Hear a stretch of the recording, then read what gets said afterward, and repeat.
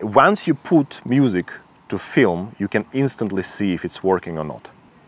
There is also a question what the director wants and what you think the good style is and so on. But that element that you play something to an image, it just instantly reveals everything.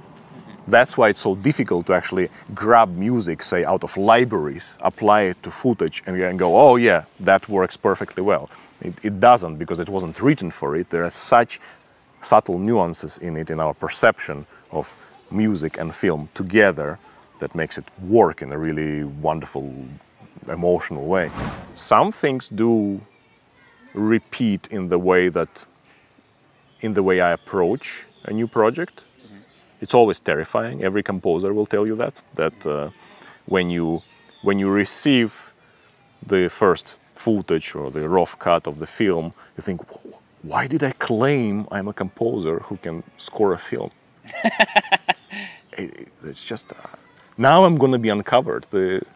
It's the imposter syndrome, right? It's just and everybody says that, no matter how experienced they are, even the most prominent composers of our era, they say the same thing. It's always the blank page is terrifying. You don't, why did I say I can do that?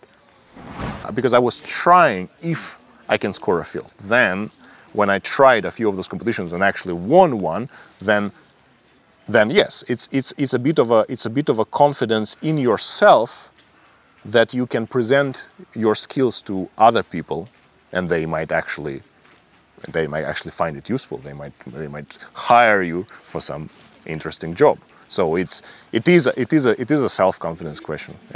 Yes, and it's not so much because there are many people trying film competitions and they think that something going to happen after that to their career. Well, nobody going to be calling you because you won some award.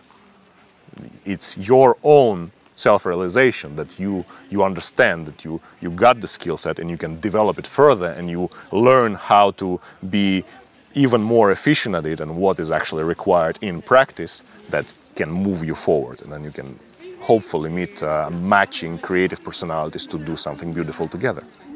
Would you say that you started off this journey when you were 7, or was it just, did somebody start you off on it? Because did you choose at the age of 6 to go to the music school? Yes, I demanded. I mean, I didn't demand that I go to the music school. I demanded the instrument. I demanded to have a piano at the age of 5, I think. Okay. Yeah. I said I want to play a piano. Okay. Yeah. So at that age, well, you don't know words, career or anything like that. You just, that's just your. These are the most valuable things probably, because this is just raw, real, genuine tendencies of yours. Your vocation just somehow appears. You don't know exactly how it's going to be realized, but my parents were luckily sensitive to that. They listened. They saw that I'm singing a lot from the age of 2, and that I like music. Well, I had my favorite records. At 2.5, I already had a set of vinyl records that were my favorites and the ones that I didn't like. And I had my reasons. So I had the aesthetic judgment of, well, why those are good and why the others are not. Yeah, and I listened to them. Do you stand by those judgments today? I try to leave my ego out and not write cool music. Because it's a problem of many young composers who are in their 20s, and they think that they can write a really cool soundtrack that is just great tune and it's gonna work. But actually you have to leave that desire out. You have to write only what is necessary for the story. And sometimes it's very little, and you have to take care and pleasure in finding the nuances in that little thing that is required by the film.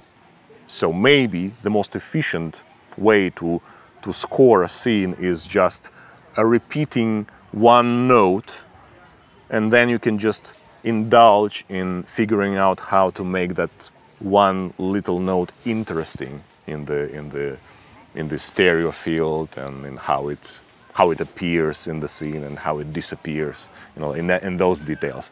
But not go for, oh, that's my moment, now the love theme comes in. Yeah, maybe that's not the film for that. You have to be really aware that you're your ego is away, that you are not writing cool music, you are writing music for this story. It just happens by itself. You acquire a lot of knowledge, you acquire a lot of very specific and the most important thing is that it's a special combination of skills. Like mine is a combination of that academic education and the digital audio production skills, which is not so often that they are together in such a way as it is in my case. So that is quite a unique spot there, which just comes from, well, how your life turns out and what you are doing creatively. And where your passion is.